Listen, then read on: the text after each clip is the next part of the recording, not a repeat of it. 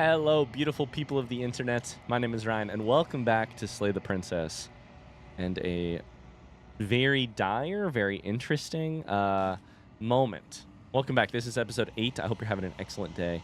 Let's get right into it. So in the last episode, we did what I believe to be our sort of final run through the game for now. Final in air quotes, because I can't imagine that the game is over, but anyways, I don't know. A story about trust, and we got stabbed in the back, and then had our back broken. So obviously the trust went really well. But then right at the end of that route, when we approached the mirror which we had been seeing sort of more clarified versions of ourselves as we had progressed, we saw instead a bird who then spoke to us, a sort of crow with teeth, a being labeled the narrator. I think you know what I am. And now we've got a very interesting conversation ahead of ourselves. I don't know what that means. The mirror holds the narrator, but the mirrors show you yourself, right? Or at least reflections of yourself. So what's going on here? So you're the narrator. I was wondering if I'd ever get to see you. I did not expect to see you here. What are you? Are you something like me? If you're not me, then what are you? I have so many questions for you. Does it hurt when pieces of you break off like that? Let's go with, I was wondering if I'd ever get to see you. The narrator. Yes. I suppose that's my job, isn't it? You needed help after all. An objective voice to guide your blade. But you were never supposed to see me. I wonder how many worlds you've damned to extinction to fall this far. I hate the teeth. I do not like the teeth inside of a beak. It's interesting that they move when you talk, when the narrator talks.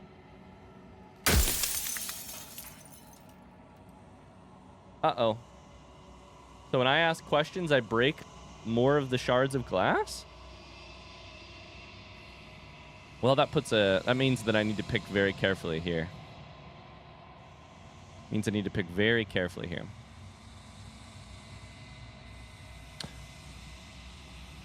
What are you? Are you something like me? The interesting thing about this dialogue so far is that it says, I suppose that's my job. You needed help. That you were never supposed to see me. I've sort of been reading the narrator as the person who set up the game board for me and the princess to play on, right? The narrator is sort of the dungeon master for our D&D game, our one-on-one D&D game between me and the princess. But I suppose that's my job. Makes it almost seem like the narrator has less power than I've been assuming, or is not the creator, if you will. If you're not me, then what are you? I am an echo, likely one of many. Somebody made you after all, and I'm what's left of him. Okay. Not that I'm the only one who can make that claim. I'm sure you've met many others like me. Okay. I'm an echo, likely one of many. Somebody made you after all, and I'm what's left of him. So that I just said, thinking of if you zoom out of the above the narrator, who would that be? Maybe the creator, the author. The narrator says, the creator or the author made you, and I'm what's left of him. In a way, the narrator is a little shard or a little sliver of the creator put onto the page to sort of guide things along. That's an interesting way of thinking of it. An echo, one of many. So these different echoes aren't a piece of a whole. They're separate. And I think I'm killing them off one by one. You've met many others like me.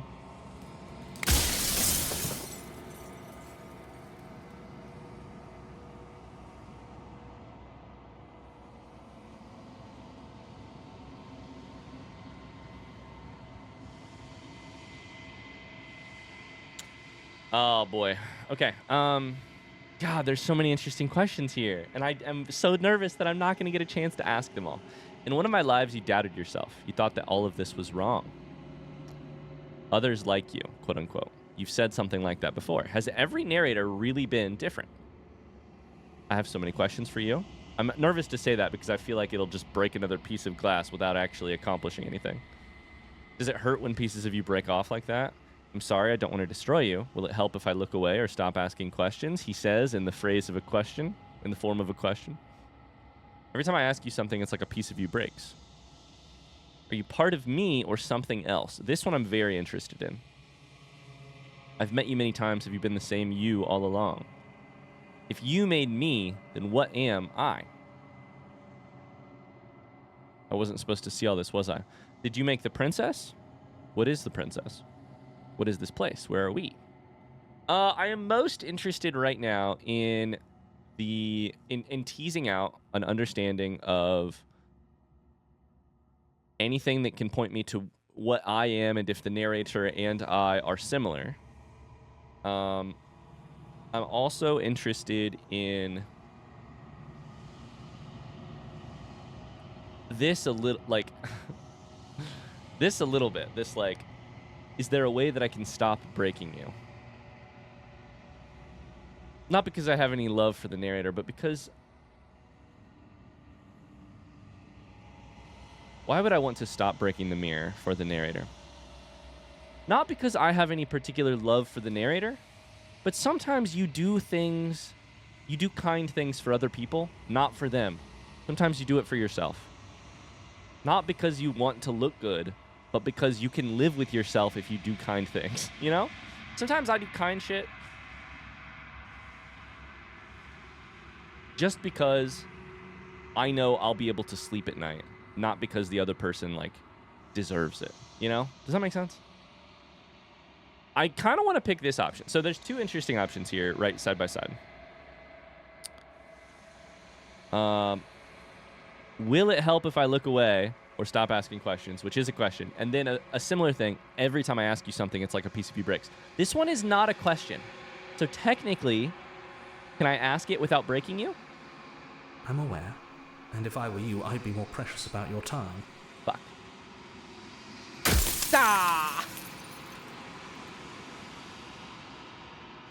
It's an interesting thing. It's a really interesting mechanic to add into the game because stakes and forward momentum are always, or not always, but are often great for giving you that sense of every piece of dialogue being precious. If I could just take my sweet-ass time and ask every single question I ever wanted to, that would be one way to play this. That'd be one way to make this encounter.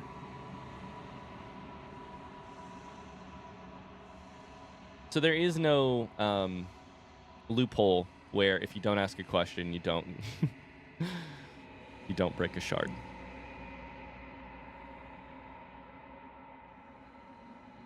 Are you a part of me or are you something else? Is maybe the simplest way to phrase what I'm curious about. No, I'm not a part of you. But that's all a matter of perspective, isn't it? From one vantage point, I must seem wholly foreign, but from another, well, all the versions of me that have existed have collectively heard your every thought and driven your every action. If that isn't being part of you, then what is?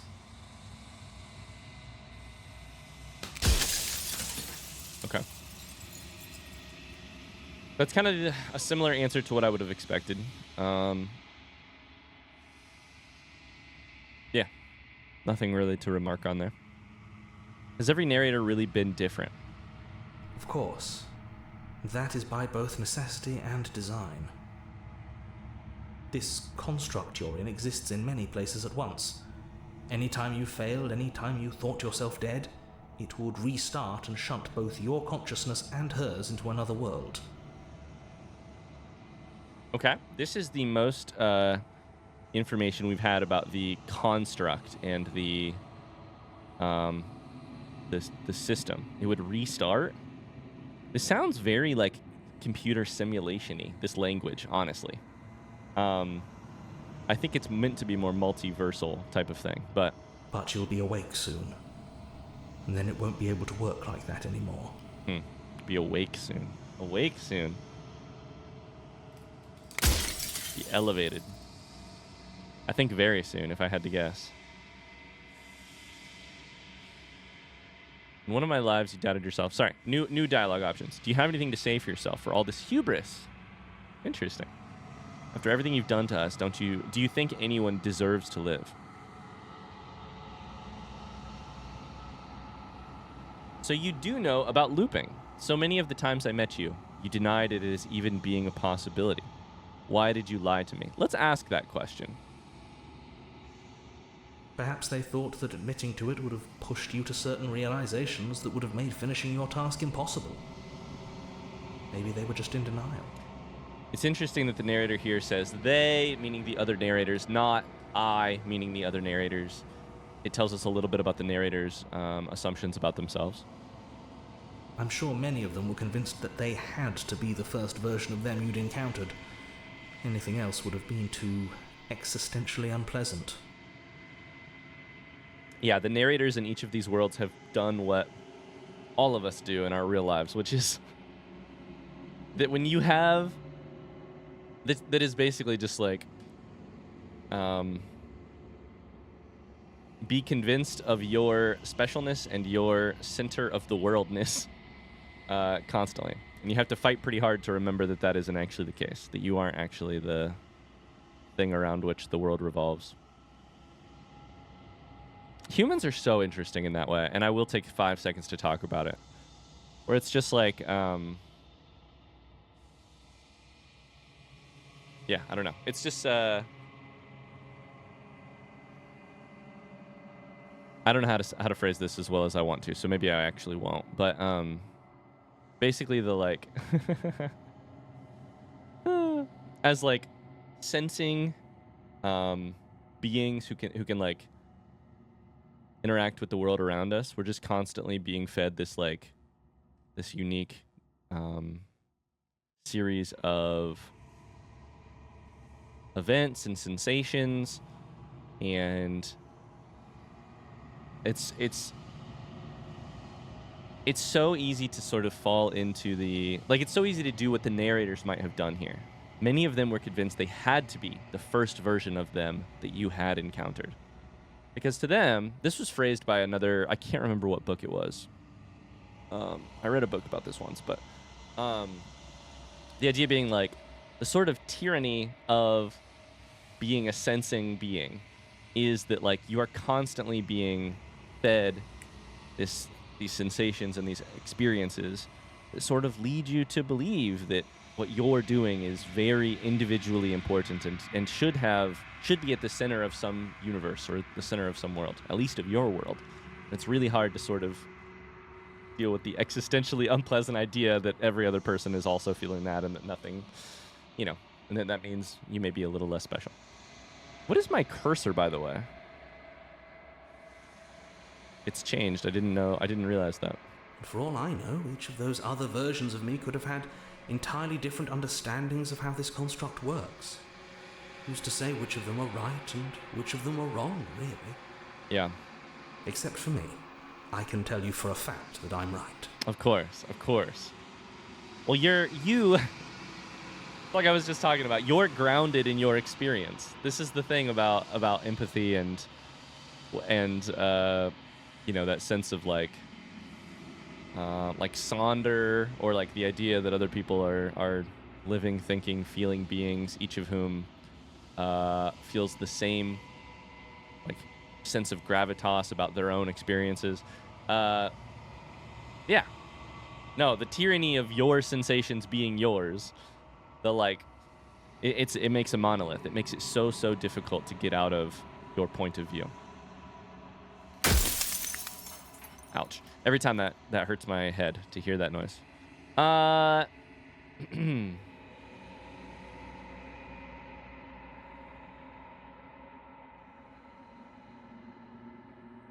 do really want to ask this question, but it looks like I may only have a few questions left. You made me, then what am I? What is the princess? Did you make her too? I think I'm going to ask the princess version and just sort of assume that I can get some information about myself too. She is the shifting mound, the ebb and flow, the capacity to change. She is transformation, or most of it. Capital letters. Her nature is why I had to die, for she becomes that which others perceive her to be. But an echo can't perceive things, not in the way that people can. She is the shifting mound, capitalized, proper noun, the ebb and flow, the capacity to change. She is transformation, or most of it. Her nature is why I had to die. There we go with that nature word again. For she becomes that which others perceive her to be. That much we had pieced together. She becomes that which others perceive her to be.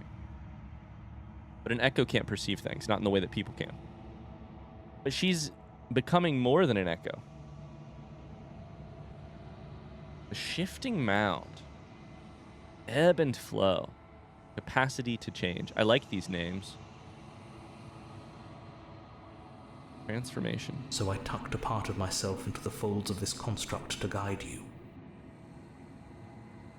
This isn't the end just yet. You can still destroy her and save everyone. You were made to do this single task, and you will still have a chance to fulfill your purpose once I'm gone. Yeah, of course. We're going to go see the hands. I'm still going to call her the hands. We're going to go see the hands here in just a second. I now have to ask the question about myself because... Where is it? Where is it? Where is it? Where is it?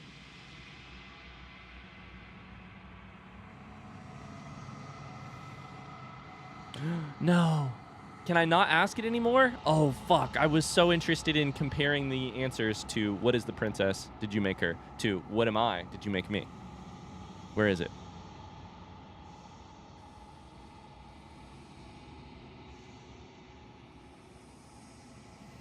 There it is. If you made me, then what am I? Okay, we can still ask it. We can still ask it. It appears that I might have 2 questions left, so we have to think carefully. Damn you, game. Damn you, game, for only giving me so many questions to ask. Why would you want to destroy the concept of transformation? Do you have anything to say for yourself for all this hubris? After everything you've done to us, do you think anyone deserves to live? Do you know that things won't just be worse if I destroy her? Do you know that things won't just be worse if I destroy her? What would it be like to live in a world without her? I have so many questions for you. Does it hurt when pieces break off? Whenever I've tried getting answers out of you before, you've been absolutely impenetrable. Why are you suddenly being so open? Why couldn't you have told me all of this from the start? I would have helped you destroy her. In a way, he did. They did. If she's capable of becoming whatever people believe her to be, can't I just will her into something small? Into something small.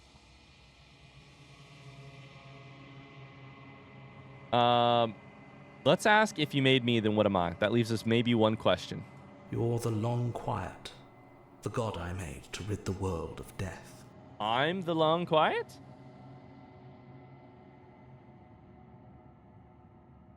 Why do I see the narrator when I look in the goddamn mirror? Because you made a god, and so I'm the long quiet, a god that you made to rid the world of death. The princess is transformation, the capacity to change, the shifting mound, the ebb and flow. I'm the long quiet, the god I made to rid the world of death. In a way, the princess is sort of death then. Capacity for change. If you need me to slay the princess so that the world doesn't end, the princess is the thing keeping the world ending. I do have 2 more questions, thank God. This is very interesting. It also is, in the best way, it's not as like concrete an answer as I would have liked for many of these things. Or as simple an answer as I would have liked. And that, I think, is good. Because if the answer to that last question was something simpler, something like smarter or cheekier or like meta, I don't know what a good example would be. Let me think. If I ask, what am I? Did you make me? And the narrator says, you are the archetypal hero. Or you are the main character of a book I've been trying to write for 10 years. I've done 100 drafts, and you never turn out quite right. Something like that, right? You are a dream I dreamed 1,000 times. and it never quite ended up the way I wanted it to. That kind of thing. Those answers are more concrete. They are also, how do I phrase this? You lose something with a concrete answer like that. Maybe we will get to an answer like that at some point. But right now, we aren't there. And that's good, because I'm sort of in this ethereal place where I still have to go to talk to the hands. I still have a decision to make about what to do with the hands. And I feel like it is a more productive abstractness or confusion to get my answer, and the answer being, you're the long quiet, the god I made to rid the world of death. That has answers, and it also does not have answers in it. What the fuck does all that mean? I don't want to be a god, I want to be me. A god. I always knew I was special. Are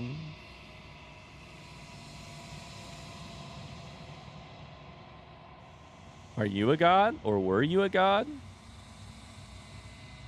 How did you die? Why did you make her a princess? Of all the things, why is she a princess? Why shouldn't she be an ant or a slice of soggy bread? How am I supposed to destroy an abstract concept? I'm going to ask that one. I'm very interested in, why did you make her a princess? I didn't make her a princess, but I wove the idea of her into something your scattered mind could fathom. You chose for that something to be a princess. Interesting. Okay. So the narrator here claims, I wove the idea of the capacity for change, transformation, etc., into something that your scattered mind could fathom. You embodied it. You put it in a. You made a construct. You made a situation. You embodied things. I chose for that something to be a princess. One option left.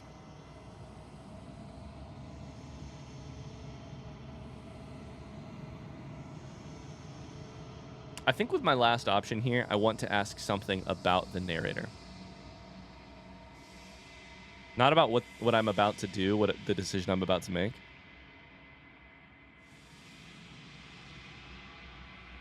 I think this option I've been waiting on for so long is the option I want to take. In one of my lives, you doubted yourself. You thought that all of this was wrong. Do you show any remorse? Does this version of you show any remorse? Show any doubt? Any... Has your plan worked? Oh, did I? That means nothing in the grand scheme of things. This construct you're in contains every possible world at once. The fact that you managed to find one reality among trillions where I was delusional proves nothing. Is that true? In another universe, there's a version of me that has made some very different decisions, or made some different priorities, or made different mistakes, that has learned different lessons from the hardships or victories of life. Are those versions of me less me? Probably a little bit, because I am partially. What this game is really, really doing right now, and in every instance of the game, is it's also partially a game about identity and what makes you you. What makes you you, as compared to this alternate reality version of you, as compared to the version of you you think you might be. The voice inside your head, the voice of the paranoid, the cold, the broken, the etc. opportunist. The game, and I can tell you why. I can tell you how I know that the game is exploring that, because some of these routes, these arcs, have not heavy-handed, but they take a stance on your nature. The idea that, like, who you are, oh, well, that's pretty much hard-coded into you. Your very nature includes the tendency to betray, the tendency towards fear or paranoia or whatever. Anything that has happened since then can all be linked back directly to your nature. It's deep in you. There is no changing that. But of course, the way we play the game, We hop from reality to reality, and we take something with us. We take information with us. We aren't just our nature. We get to make choices. If our nature determined everything, then there would be no choices in the game. If the situation that we're in determines a lot. What we've done in the past determines a lot. What we can remember or can't remember, frankly. In my case, often can't remember. The people we're surrounded with, the information we're being fed by the narrator, the information we're not being fed by the narrator. These all determine who we are. There is no, and the game knows that, and the game is smart about that. Here's what's happening in this specific piece of dialogue. In some version, I felt regret. That means nothing in the grand scheme of things, the narrator says. This construct you're in contains every possible world at once. The fact that you managed to find one reality among trillions where I was delusional proves nothing. Maybe it proves nothing. But aren't you a little afraid deep down that that version of you knows something that you don't? That that version of you made a wise decision when you made a foolish one? Okay. Oh, amazing. Amazing. The Steam achievement I just got was called Death of the Author. Here's what's really funny about that. Just on a brief little note. I've been making YouTube videos for a long time. Not only on this channel. I used to make YouTube videos about different things. And one of my first ever YouTube videos was about the concept, the death of the author. And what it means in like literary analysis. Excuse me, I've got a tickle in my throat. I got a Steam achievement for running out of questions. The death of the author. Why would the game choose to use that here? So it did mention the author, which to me maybe confirms a little bit about the narrator being a slice of the author, an echo that has been inserted into this construct in order to run things, in order to move things forward, in order to provide me and the princess with information and motive and all that. The other interesting thing about the death of the author from like a literary perspective is that it often it's often used as a way. Sorry, my voice is really going in and out here. It's often used as a sort of lens that you can, through which you can look at art and sort of remove or ignore that the person who made it. You can sort of look at a text for its qualities inherent to itself, and theoretically sort of remove the author from consideration. I won't get into it any more than that, but it's interesting. I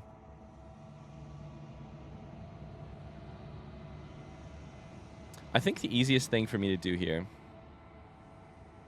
and how I'm feeling right now, is just to say,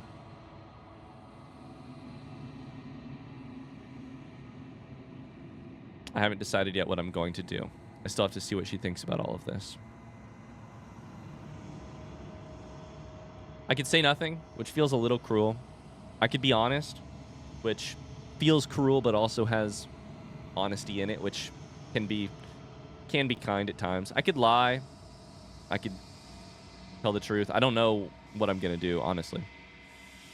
I'll say I haven't decided yet. I've said my piece, and my time is up. It's like I said, I'm just an echo. And echoes always fade away. You know what you have to do. The eyes close. The eyes close. Everything goes dark. Then it shatters. As the final fragment of glass shatters, you see yourself with newfound clarity. The narrator was right. You are the long quiet, a vast and nascent god. It is finally time for you to wake up. All of this is you. Proceed to the cabin one last time. It is really cool that the actual thing we are doing at the end here is going to the cabin to slay the princess. When you arrive at the heart of things, there is no final vessel for you to bear witness to. There is nothing for you to find. Why? Didn't I just bring a vessel with the witch?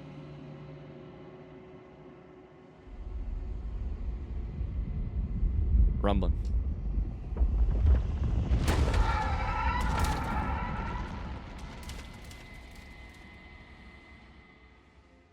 Whoa. Beautiful. I can finally see you, and you can finally see me. This is an interesting thing that I would have to double check, but my instinct is that up to this point in the game, I do not know when we have brought vessels if any of those vessels have been able to look at me and have had eyes. If in my memory, those have been covered by hands, sort of grabbing the princess, the vessel.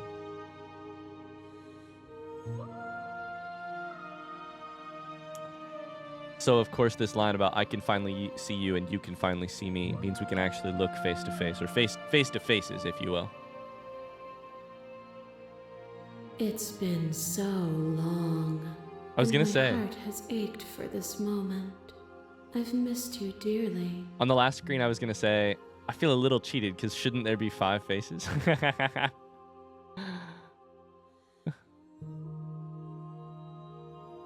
missed you dearly.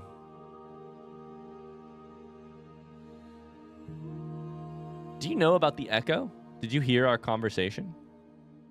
Every word you spoke found its way to me. I know him, and I know his construct. He was deluded by his fear of death. Pay him no mind. Deluded by his fear of death. Pay him no mind. I'm the long quiet, but I don't really know what that means. Names are their attempts to capture that which cannot be captured. They call me the shifting mound, a pale imitation of what I actually am. Shifting mound.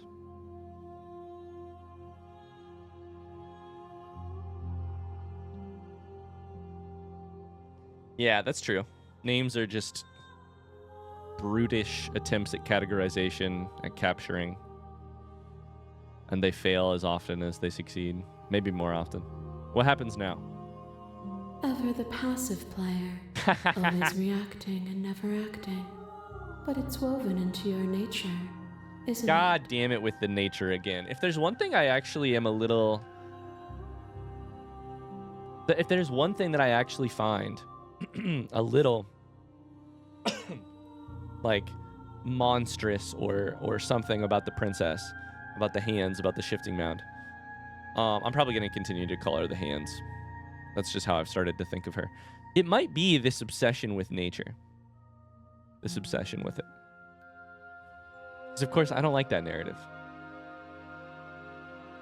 When the echo spun us from one into two, he gave you a choice and me a role to play. I am not death, Yeah. but I contain it in my multitudes. Yeah, you're a larger umbrella underneath which death is one of those things. Your transformation, the capacity for change. Death is but one change. That's how I read the situation too. The part of this that is interesting, the new lore for me, new lore is when the echo spun us from one into two. If I'm the long quiet and you're the transformation, the capacity for change, I still don't really have a good understanding of what I am. I don't think I need to be like, oh, you're death and I'm time. Maybe I am time. So, I don't think that would actually be to helpful. Destroy me and bring about a world devoid of death and the possibility of meaning? Or will you open the final doors to our liberation? Listen, you don't gotta lay it on heavy. We both know which of these two options I'm gonna take. I didn't really want to slay you from the moment that I found that you were a vessel that could be... You were a thing that I could help or shape by bringing vessels and help you to understand yourself.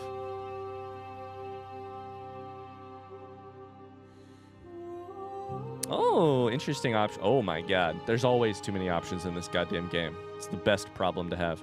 There's so many stories we've left unfinished. Can we really just leave? Or, don't you have a say in all this? Why is this all falling on me? Or, let's talk this through. You know I love to talk shit through. I still have so many questions and I need answers before I can make a choice. Or, if I let you out, an entire world ends for good. I can't do that. Or, If you were always going to become this, then what was the point of me doing anything? Did it even matter what roads I walked if all of them would have led to this moment? Do I have free will? Is determinism really ruling my experience?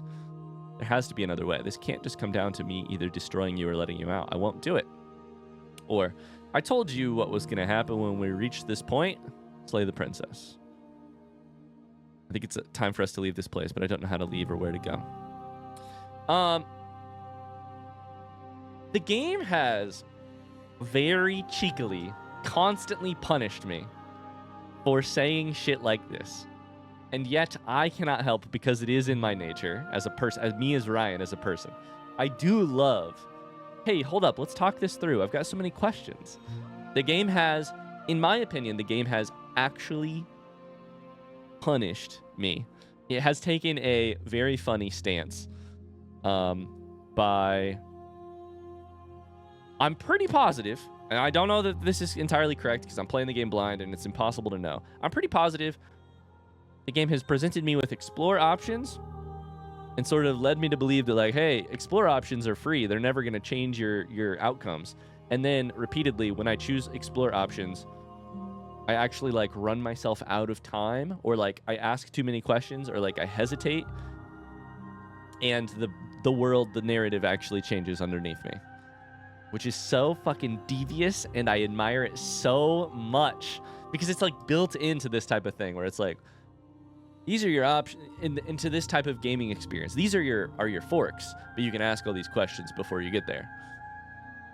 It's so devious. It's really smart. I like it. And of course, it's tricked me like 14 times. Let's pick the option that I feel is most me. Let's talk this through. I have questions. My very nature is paradox, as is yours.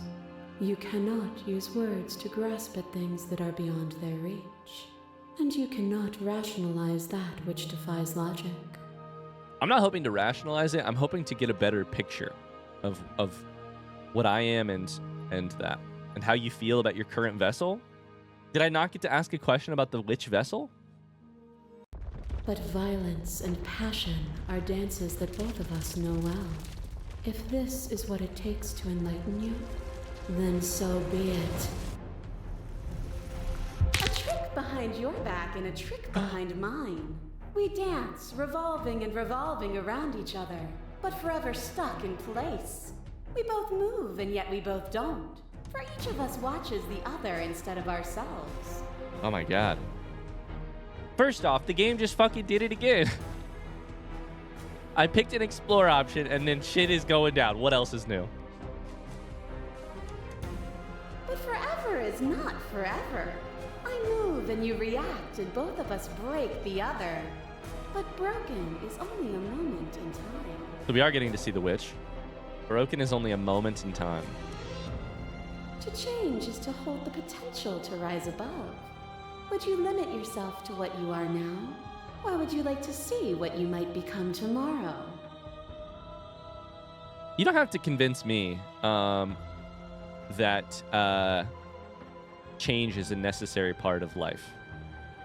That to remove the capacity for change is to remove, you know, the most central aspect of it.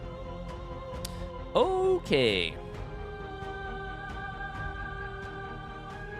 We could appeal to our shared humanity. You speak about life and death and change and stagnation, but that isn't what any of this has been about. You've done nothing but lecture me since the minute I got here. You act as though the world can't exist without you, but I've existed without you. I won't engage with violence or remain silent.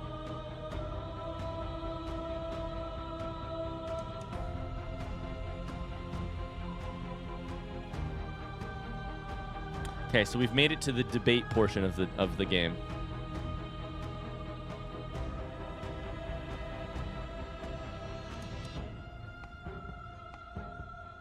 And what are we arguing? It's the debate portion of the game, and what are we arguing?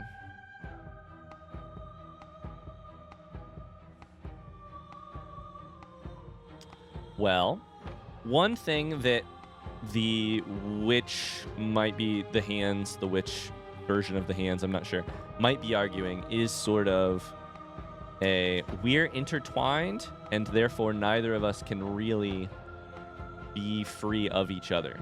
We are codependent. I can argue that if I want.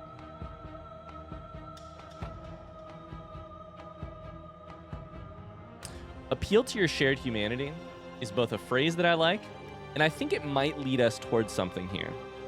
I think in my last sort of arc, one of the things I was trying to do was to get the witch to see a sort of better option than be betrayed and therefore betray others. Be broken, therefore break others. I don't know that this will work, but to me, that's what that option speaks to. I don't like reject her authority. Reject her perspective, I actually am a little tempted by. I won't engage with violence, but I think it might be a losing option in that, like, just because I won't engage with your violence doesn't mean you won't, you know? Let's try appeal to your shared humanity, even though I think it might be foolish. You speak about life and death and change and stagnation, but that isn't what any of this has been about. It isn't that abstract. I think it's actually more concrete. I think it's you and me and trust and risk and... Oh, is it not? Perhaps you can enlighten me.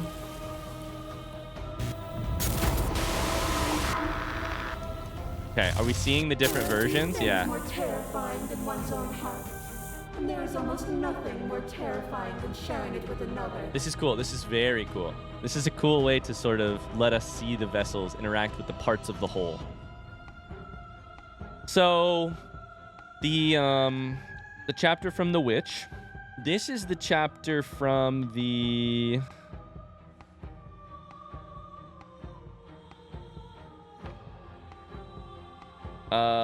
mutually assured destruction? This is the masked one. This is the scary one. But the most terrifying thing of all is to leave one's heart unshared. You are the only thing like me, and I am the only thing like you. Could you bear the weight of an eternity alone? Do you dare to shape a reality of solitude and thrust it on creation? No, I mean, yeah, and frankly, none of those things sound fun to me. Yeah. But here's the thing.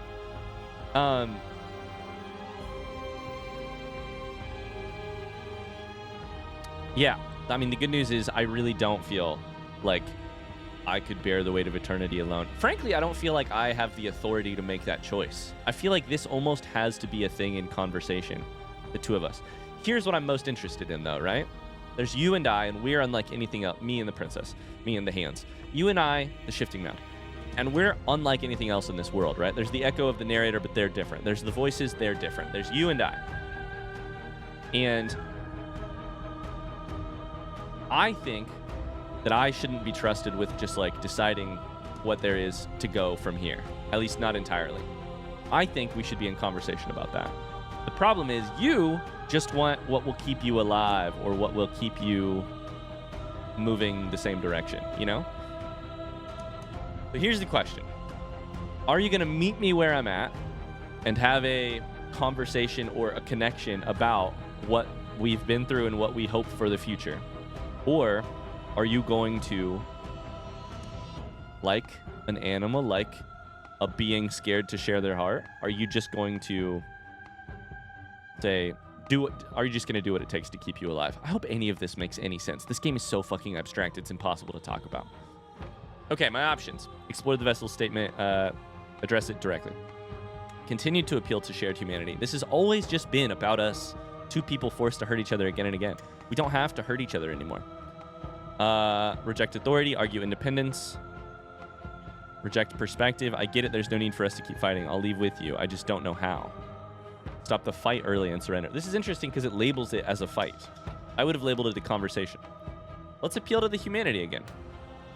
This has always been about just us, two people forced to hurt each other again and again. We don't have to hurt each other anymore.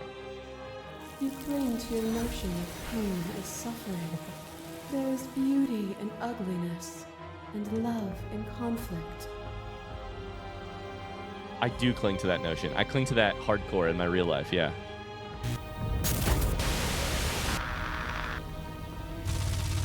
shiver passes The ghost. through you as unseen fingers dance across your skin. They remember the violence you inflicted on them, and yet they don't return it.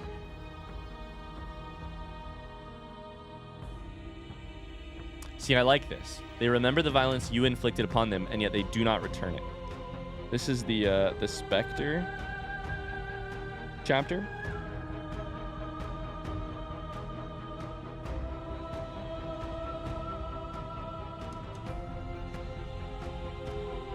I offer you absolution, and you take my hand in yours. I wonder if it's actually going in reverse order. I wonder if we're gonna see the dancing princess last. You felt the pain you caused another, and you were willing to sacrifice everything you thought was you to set me free. Yeah. Without sin, there is no redemption. I can't help but sit here and wonder how all of this would have been different had we made different choices, you know? I just can't help but think it.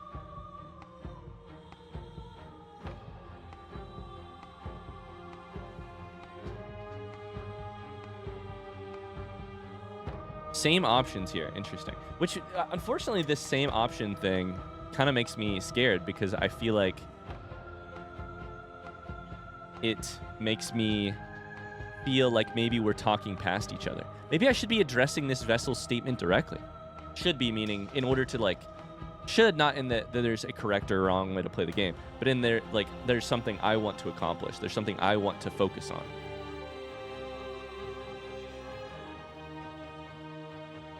Let me try this.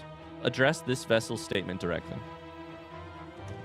Without sin, there is no redemption.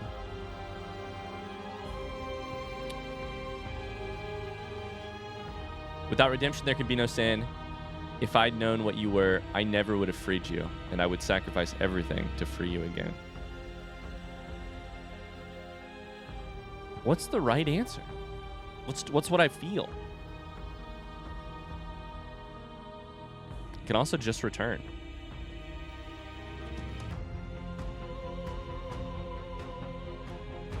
Let's return. There can be love and conflict and beauty and ugliness between us without bringing the whole of reality into the picture. We are the whole of reality. A boundless torrent of blades There it catching is. from boundless angles.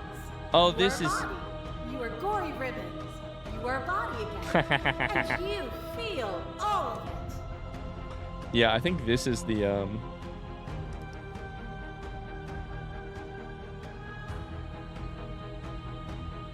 This is the, like, mutually assured destruction. Yeah, my bad. This is mutually assured destruction. So we are going in reverse order.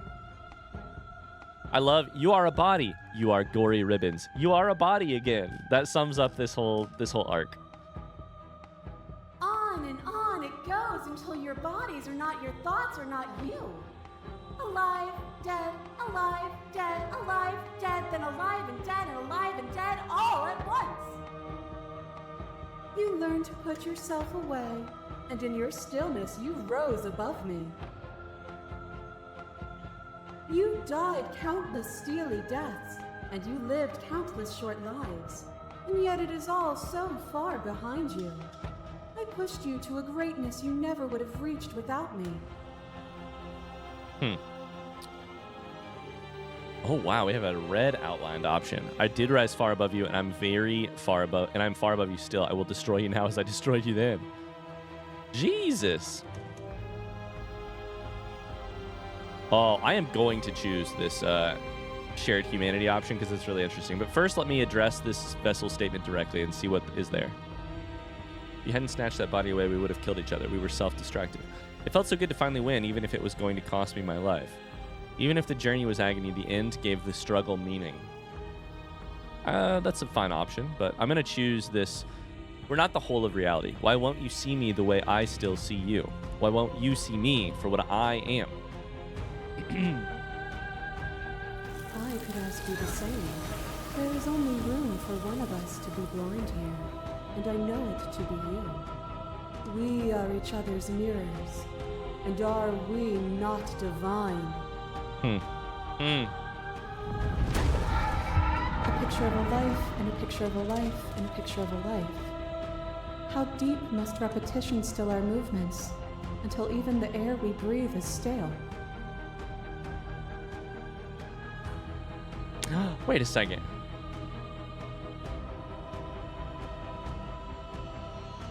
Is that me? And then this is the princess? Am I seeing this in reverse? Sorry, I've been thinking so deeply about what the conversation is that the images themselves I have not... Like, this looks like my hand. This looks like what I've seen in the mirror, maybe a little bit. This is the dancing one. This was my favorite one we did. Probably. You doused the flames of false devotion, and in my despair, you lifted my chin, and the two of us danced beneath the stars. I really loved that ending so much. But the stars can't be seen unless the flames go out and the walls come crashing down. Can you not do for all things what you did for us? I'm interested to see what this final option is.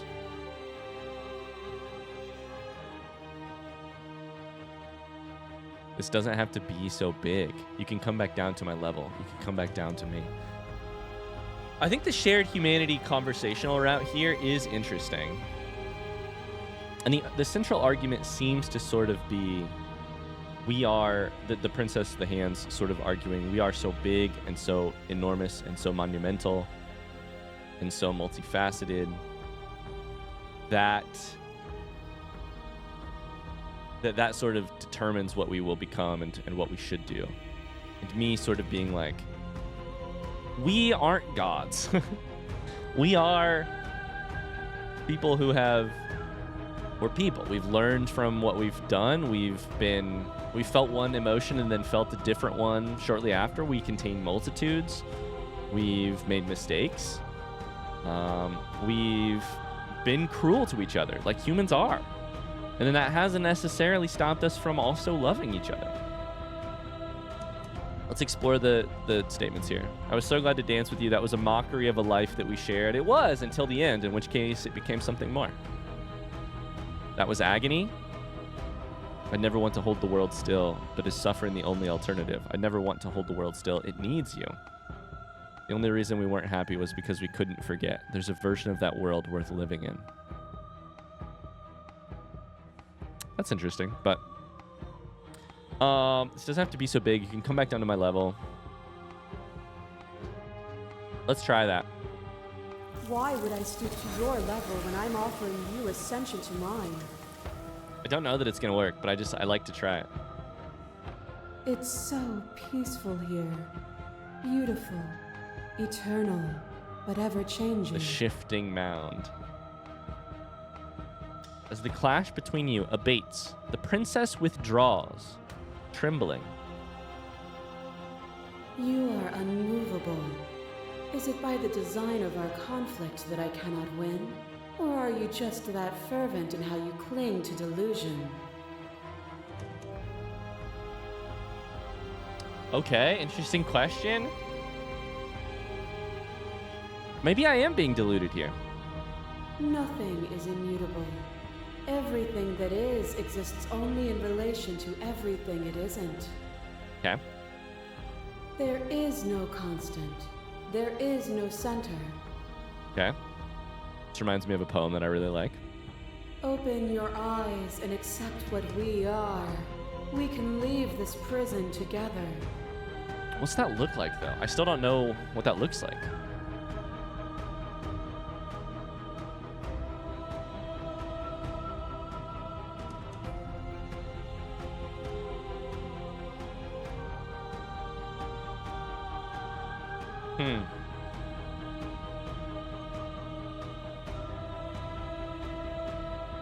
This is hilariously how I mostly feel right now. How I mostly feel right now is you've done everything you can to make me understand your perspective. You keep dismissing mine. You think you can change me, then I must be able to change you. I do sort of need to believe that. If there was a thing that I needed to believe, it would be that. I must be able to change you. Of course, I think the princess could respond pretty easily and be like, yeah, you're fucking deluded. Why do you feel the need to change me? Why are you so convinced of that fact? Can't you change? What do you think happens if we leave here?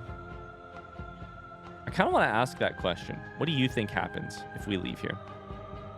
This universe dies, and a new one is born. Yeah, that's the and sense that I'm getting. one dies, and a new one is born. And you and I get to witness it all, weaving a tapestry of life wherever we go. Weaving threads.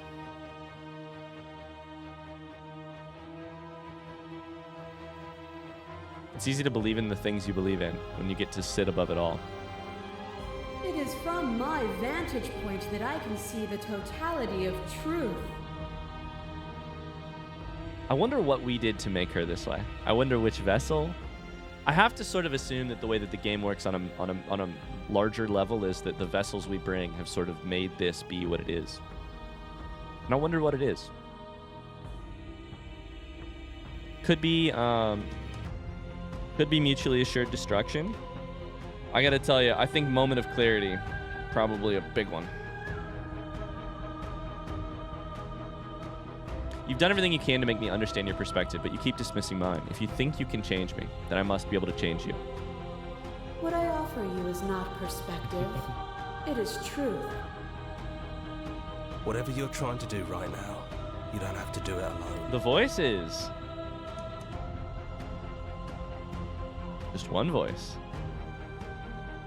You have no idea how good it is to hear you. I honestly thought that. How is the voice here? How are you I mean, I get how you're helping. You're giving me solidarity, frankly. I thought you died whenever I looked in the mirror. Where's everybody else? Which hero are you? You have no idea how good it is to hear. Which hero are you? All of them? I assume in the same way that you're all of you. I like the slight change in the voice acting. The tone is just slightly different. World weary, wise, has been through a couple lives. You have no idea how good it is to hear you. After all the times you told me that mirror was going to kill me, I'm genuinely surprised you missed me. But we don't have to get into all that. I'm here now. That's what matters. I thought I was comforting you. Seems like you've been doing all right on your own, but she's too many things at once out here. If you want to get through to her, you need some way to get past all that divine confidence. Yeah. There's still a piece of me nestled close to where it all began. I can take you there. I can take you to her heart. The voice of the Smitten's heart inside of the blade monster? Is that what you mean? Is that what you mean?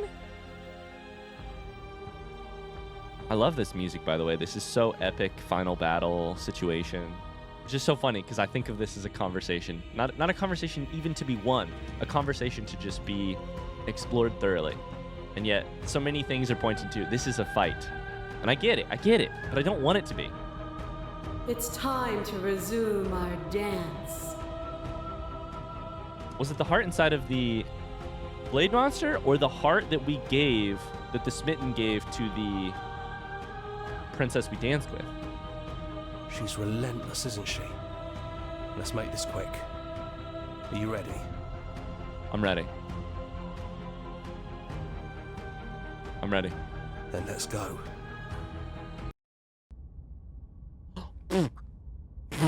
What is this? More detailed? More detailed as it goes? Here we are. I'd say we were back where it all started, but I guess it's a little after that, isn't it? Look at the bodies outside. It's a little after that. It is. Do I get one final chance to choose to take the knife or not? Do you need me to describe things? Nah, I'm good. But maybe we could do it for old time's sake. Wow, what the hell? This is cool. Is it just you and me? Did anybody else make it here before you decide if you should narrate? It's just us. I think the rest of them are still out there, jumbled up in the rest of her.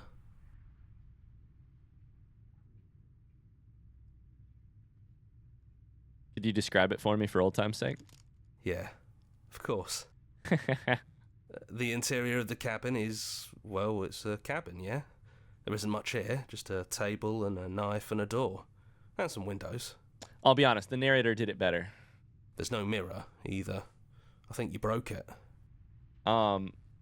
Keep your day job. And I know you're still trying to find some middle ground, but if things go south, we're going to need that blade. Don't tell me that.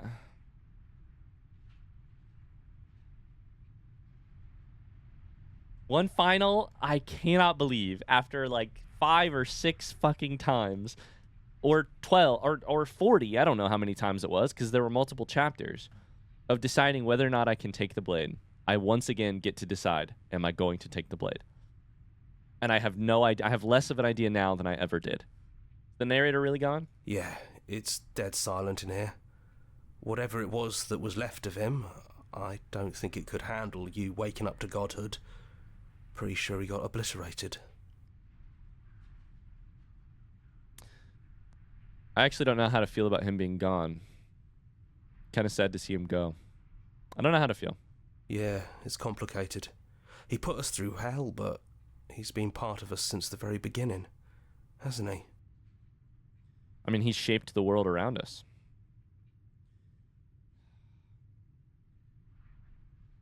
The thing that I know right now is that, the thing that I feel right now is that this being, I am in some ways a little scared of just, but I've said forever it's a trust issue. I've said forever it's a trust thing. And if it's been true from moment one, shouldn't it still be true here that if I bring the blade, I sort of necessitate what is on the table? Let's just enter the basement. It might be a mistake, but... No blade it is. I'm not sure what we'll be able to do without it, but your judgment has gotten us this far. Thanks. I'm flying by the seat of my pants. The stairs. Do you remember the first time we were here? The first time we heard her voice? I do. I don't know what you want for us. She sounded just like that. Timid and gentle. Only she didn't know us. And we didn't know her. And down we go. We shouldn't keep her waiting. There you are. You look just like you did when we first met. Let's talk for a bit. Maybe we can figure this out. No chains. I'm glad I didn't bring the blade.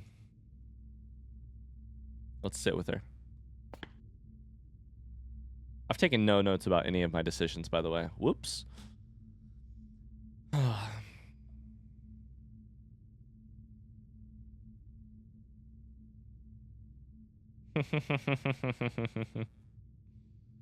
Which princess are you? You look like you did the first time we met. Is this the real you?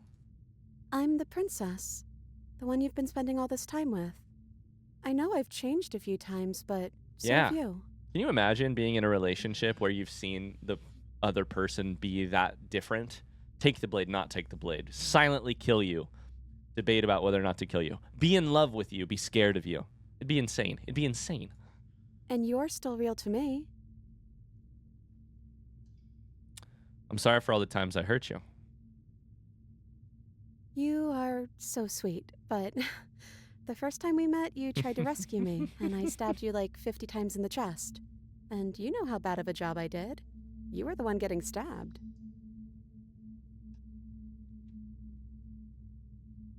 I don't know if that's true. The first time, wait. The first time we met, I'm pretty sure, I wrote down that I brought knife, slayed princess.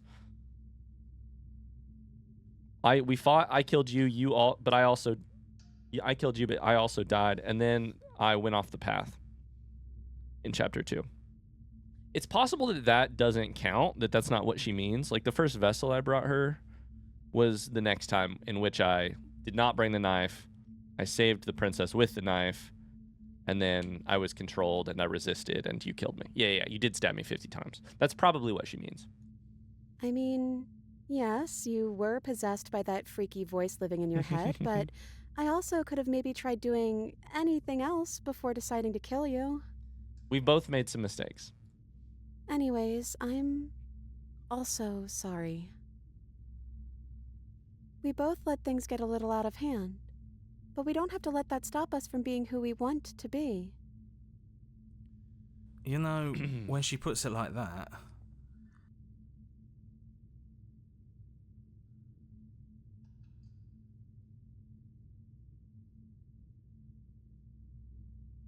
None of this was really ever very fair for either of us, was it? I don't know. We made it to the other side, and we found each other. I think that means all of the bad was worth it.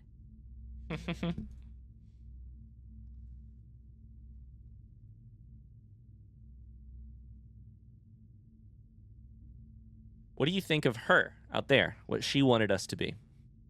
I don't know. I don't think it's fair to judge her. It must be so lonely thinking that she's everything that matters in the world.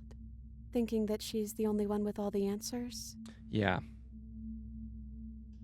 I never thought about it like that. That does sound lonely, doesn't it?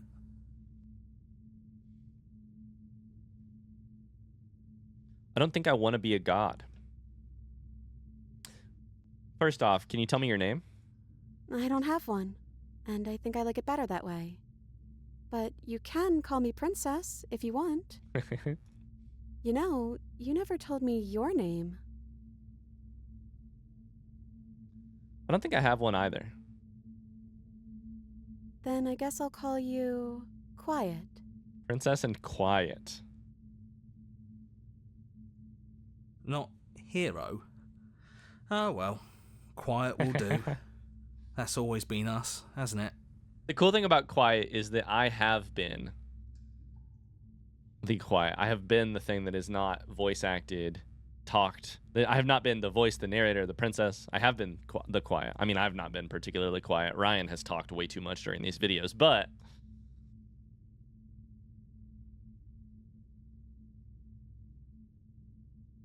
it's good to see you again. Yeah, I missed you so much. Not that we've ever really been apart, but still. It feels like it's been so long. Like this is some sort of a big reunion. It does feel like a big reunion. It's cool. It's a neat way to sort of bring us back to and ground us in this game. Back in the basement where so much happened. Are you the same as you are out there? I am she as much as she is me.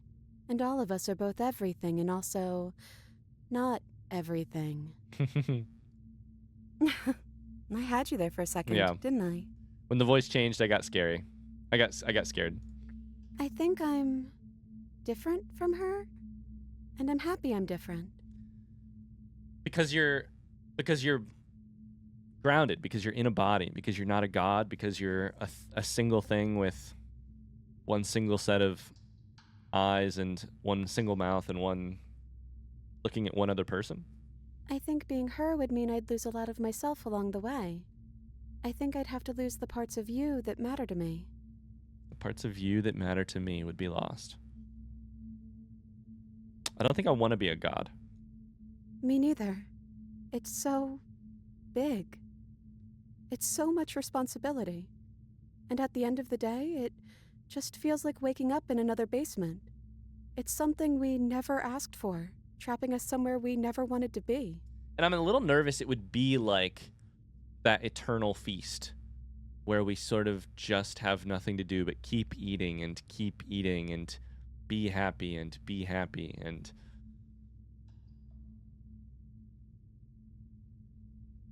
it's like that Jason Isbell song, If We Were Vampires, you know?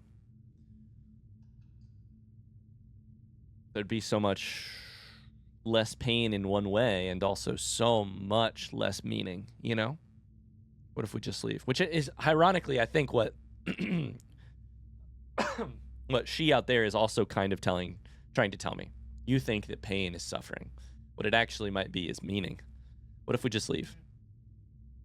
Can we actually do that? What would that even mean? Where would we go? Girl, you looking at me like I got any fucking answers. I don't have any answers, dude.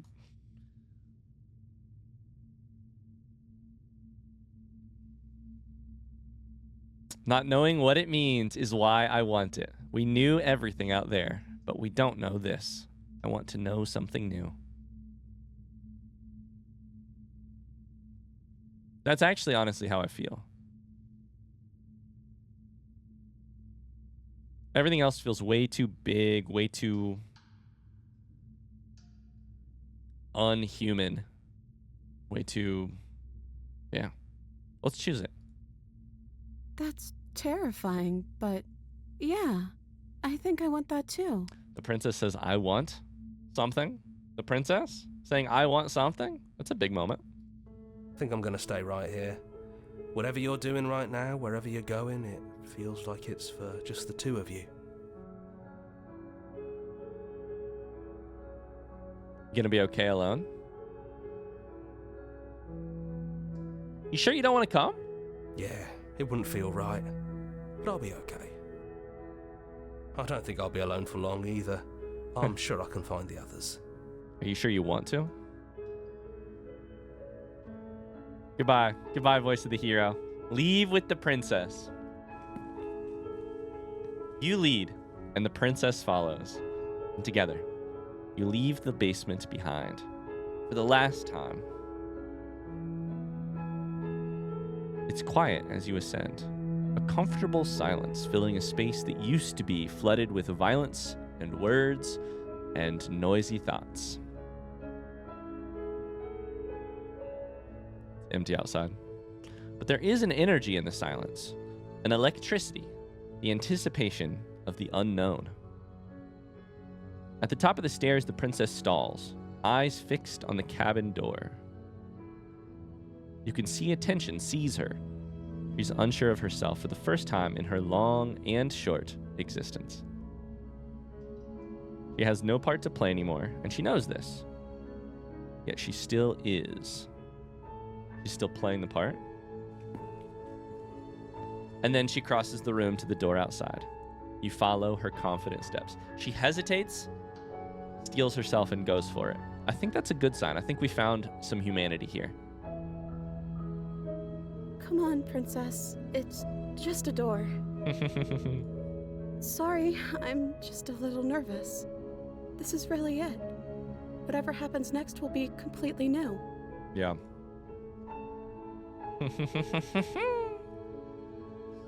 Listen, there's a time and a place, and I don't know that this is the time and the place for that four-letter word. I don't know that that's even at all. Like, I mean, not that it means romantic, but I'm nervous that it would be... I'm nervous that even if I didn't mean it romantically, that it would be received or accepted that way.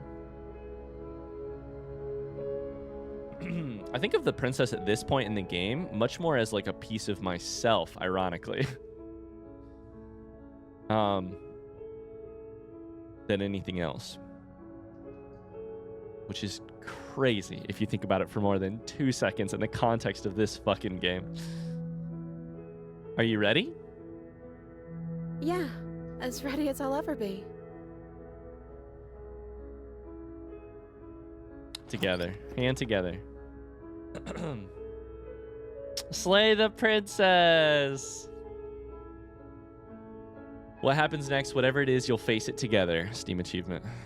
Shout out to... Illustrated, animated, edited by Abby Howard. Holy cow. Written and designed by... That is a smaller team than I would have guessed. What the fuck? Was that also a... I can't tell if this was the case. Was that a couple? Like at the head of the animating and writing? I saw the name Howard twice. Holy shit. I am so curious about what is to come, but we have to take a second here to just talk about what has been, what is. I feel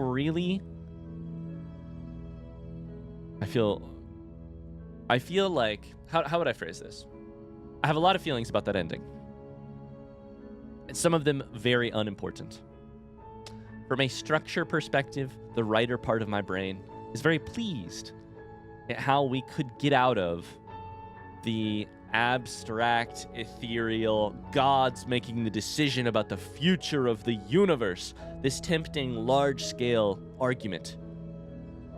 that in the end isn't why I play a game like this. Why I play a game like this, or what I've loved about it so far, is that beating heart that happens, the one-on-one connection, when I can or can't get to an understanding with the princess.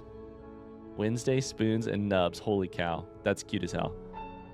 Did that say Markiplier? Our song. Finish the game. The good ending doesn't count. Thank you so much for playing. As an expression of our gratitude, here's the track order for a special playlist just for you.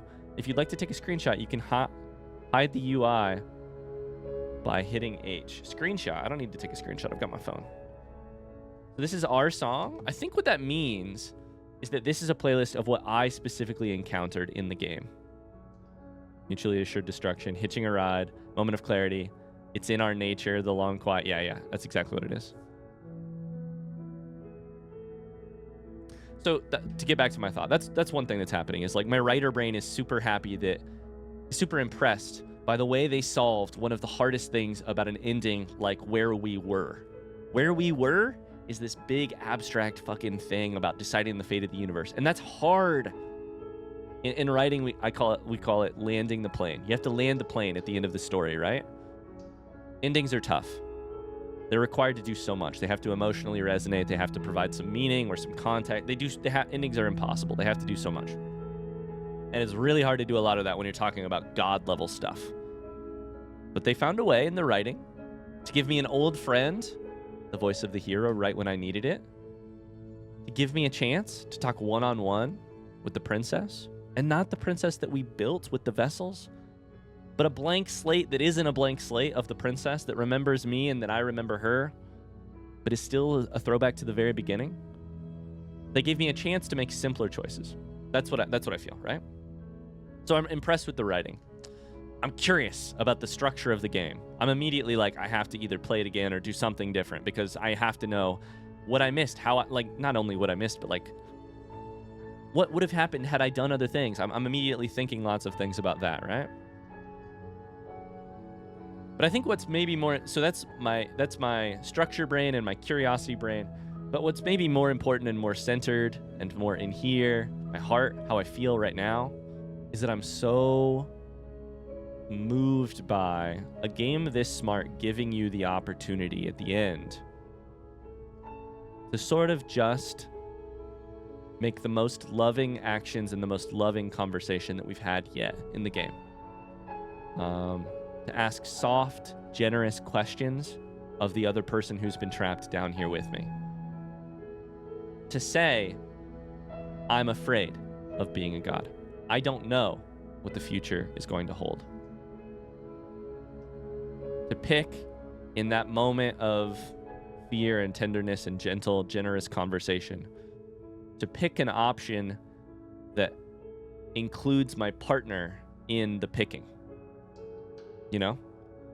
To give them space when they are nervous and need to figure out how to go through the door. A momentous moment for them, right? A momentous moment. A big moment for them. To give space to them to feel it out, to take their own... I'm just feeling loved. I'm feeling loved by this game. I'm feeling like the game saw me and gave me the best shot it could at getting to something lovely. And that matters more than any of the other shit. That matters more than the structure questions, the curiosity, all that. Now that you've finished the full story for the first time, you've also unlocked the gallery. You can access it from the main and in-game menus under the Memories tab. It's full of clues that will help you find undiscovered vessels and interactions. Happy hunting. Speaking of feeling loved, holy shit, that's going to be huge. Absolutely, entirely. Well, 1,000% we'll be doing some of this. Our playthrough is not over. Discord, mailing list, subreddit, somewhere else. Make your playlist. Play our other game or return to main menu. We'll return to main menu. Gallery. We'll have to take a look at the gallery at some point. Under memories. Okay, before I look at this, because I need to. Holy shit. Before I look at that, my final thoughts are, What a lovely game. I said a couple episodes ago that I was worried. Once the game had shown itself to be so smart, I was worried that that might mean that it lost something else. I'm not worried about that. I get why this game is loved. I get why it's special. I also cannot wait to uncover more secrets and discover, to form even more opinions about what type of story. I feel in some ways like I've only started this game, and I'm sure that that rings true. When we got to the vessel a loop ago, and they were like, you've only got one more vessel. When we got to the hands and they were like, you've only got one more vessel to bring me, I was like, oh boy. That can't possibly be true because I've just started scratching the surface of this game. So I look forward. I don't need to say too much about this being an ending because I don't think it will be. I think we'll play. Music changed. I think we'll play a lot more. We'll see. We'll continue. And in fact, I'll look at the gallery in the next episode because that'll be a great time to... I almost hit reset gallery. That'll be a great time to... Oh my God. That'll be a great time. I don't even want to look. That'll be a great time to start looking through it all and figure out what's next for us. In the meantime, I'm just going to sit in this field. I'm gonna avoid getting curious about options and game design. And instead, I'm going to sit in this feeling of a hand on a hand, giving space for each other, setting off into the unknown. That's where I want to sit emotionally. Thank you so much for watching. I really hope you have enjoyed this episode and our series so far. We'll continue, don't worry. Shout out to one of our most recent Patreon supporters, Colleen. Thanks so much for the support over on Patreon. I greatly appreciate you. This episode goes out to you. Thank you all for watching, and I will see you in another video very soon. Until then, bye-bye.